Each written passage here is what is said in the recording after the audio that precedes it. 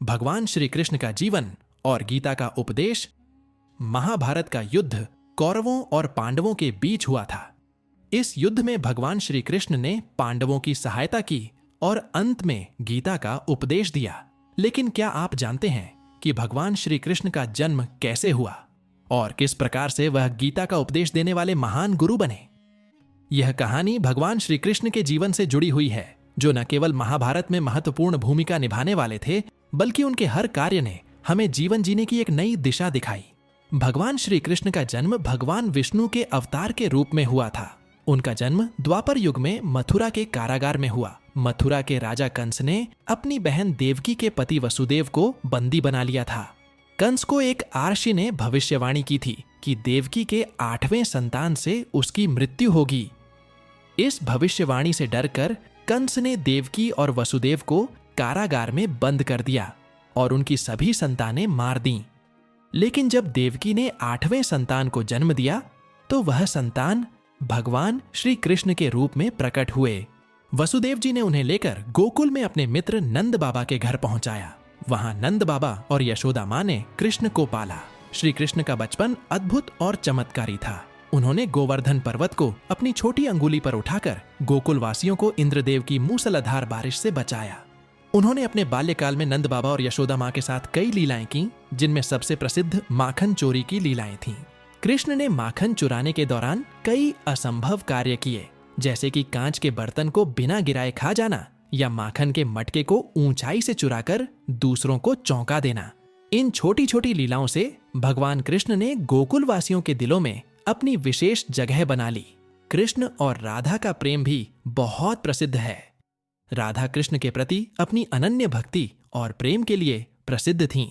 उनका प्रेम एक आदर्श प्रेम कथा के रूप में जाना जाता है। कृष्ण ने राधा से जो प्रेम किया वह केवल शारीरिक नहीं बल्कि आत्मिक प्रेम था।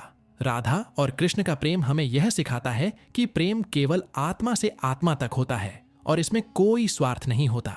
महाभारत का युद्ध कौरवों और पांडवों के बीच हुआ। कौरवों का नेतृत्व दुर्योधन कर रहा था, जबकि पांडवों का नेतृत्व युधिष्ठिर के हाथों में था। भगवान श्री कृष्ण ने पांडवों के साथ मिलकर युद्ध में उनका मार्गदर्शन किया। कृष्ण ने पांडवों से कहा कि वे अपने धर्म के लिए लड़ें और नतीजे की चिंता न करें। युद्ध के समय श्री कृष्ण ने अर्जुन को गीता का उपदेश दिया, जो कि उस समय के सबसे महान उपदेशों में से एक था। गीता का संदेश आज भी हमारे जीवन में प्रासंगिक है। गीता में भगवान श्री कृष्ण ने बताया कि कर्म का पालन करना चाहिए, लेकिन फल की चिंता नहीं करनी चाहिए। उन्होंने यह भी कहा कि भगवान को सच्चे मन से भजने से मोक्ष की प्राप्ति होती है। महाभारत के युद्ध के दौरान अर्जुन जब युद्ध भूमि में खड़ा था, तब उसने अपने कुटुंब के खिलाफ युद्ध लड़ने में असमर्थता व्यक्त की। वह इस युद्ध को अनैतिक मान रहा था, क्योंकि इसमें उसके अपने रिश्तेदार, गुरु और मित्र भी थे। अर्जुन के इस संकोच को देख भगवान श्री कृष्ण ने उसे गीता का उपदेश दिया। गीता के इन महत्वपूर्ण श्लोकों ने अर्जुन का मार्गदर्शन किया और उसे अपने धर्म का पालन करने के लिए प्रेरित किया।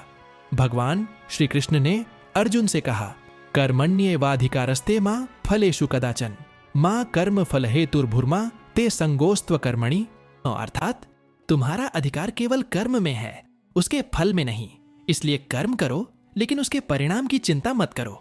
भगवान श्री कृष्ण ने अर्जुन को यह समझाया कि जब तक कोई अपने कर्तव्य को पूरा नहीं करता, तब तक उसे शांति और संतोष नहीं मिल सकता।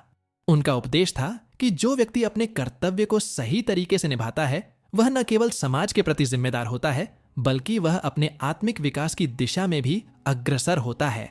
महाभारत युद्ध के बाद भगवान श्री कृष्ण ने अपनी लीला समाप्त की। एक दिन उन्हें एक शिकार के रूप में एक तीर लगा और यह तीर उनके शरीर के लिए अंतिम था। भगवान श्री कृष्ण ने कहा था कि वह द्वापर युग के अंत में आएंगे और सतयुग के आरंभ में चले जाएंगे।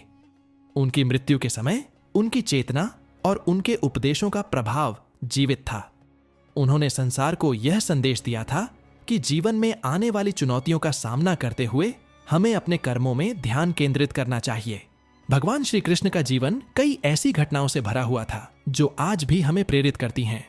उनके उपदेशों ने न केवल महाभारत युद्ध में पांडवों की सहायता की, बल्कि उन्होंने समग्र मानवता को एक नया मार्ग दिखाया। गीता के श्लोक आज भी हमारे जीवन का मार्गदर्शन करते हैं। कृष्ण का जीवन और उनका उपदेश हमें यह सिखाता है कि हमें अपने कर्मों में निष्ठा रखनी चाहिए, फल की चिंता नहीं करनी चाहिए और सच्चे प्रेम और भक्ति के मार्ग पर चलना चाहिए।